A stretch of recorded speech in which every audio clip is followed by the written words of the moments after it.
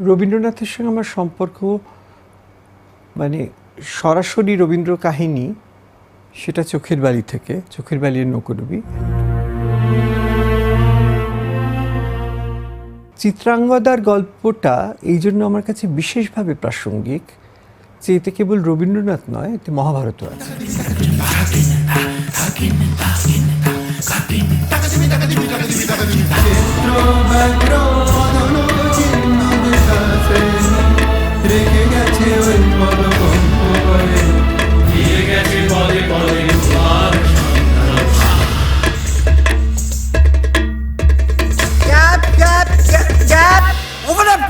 মহাভারতের একটা কাহিনী থেকে রবীন্দ্রনাথ চিত্রাঙ্গদা কাব্যনাট্যটা লেখেন এবং গীতিনাট্যটা লেখেন, তারপর সেটা নৃত্যনাট্য হিসেবে অভিনীত হয়।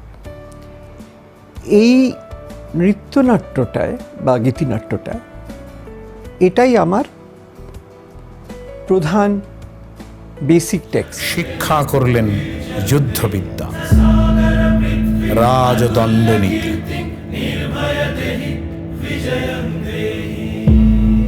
একটা মূল অনুপ্রেরণা বা সেটাকে একটা কেন্দ্রীয় চরিত্র রেখে এইবার তাকে ঘিরে চিত্রাঙ্গদার ফিলসফিটাকে ডিসকাস করা হয়েছে। চিত্রাঙ্গদা দুজন মানুষ যারা কেবল মার্জিনাল বলে একটা সম্পর্ক তৈরি হয়েছিল, হয়তো আরও কিছু আকর্ষণ ছিল, সেটাকে নিয়ে ডিল করে।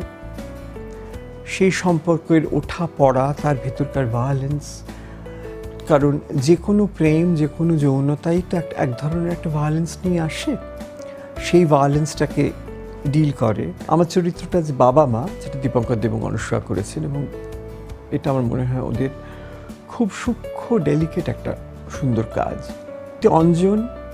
অঞ্জন দত্ত সে ছবিতে আমার কাউন্সেলর, এবং যিশু সেনগুপ্ত সে আমার দলের একজন পারকাশনিস্ট, যার সঙ্গে আমার একটা প্রণয়ের সম্পর্ক আছে।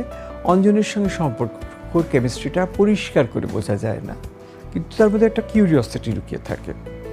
এবং অঞ্জনের সঙ্গে সম্পর্কটা যত শান্ত, যতটা ইনওয়ার্ড,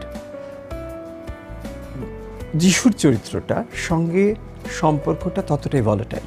বহুদিন পর, বোধহয় অন্তর্মহলের পর, দোষের মধ্যেও কিছুটা ছিল, একটা নিষ্ঠুরতা আছে এই ছবিটার মধ্যে।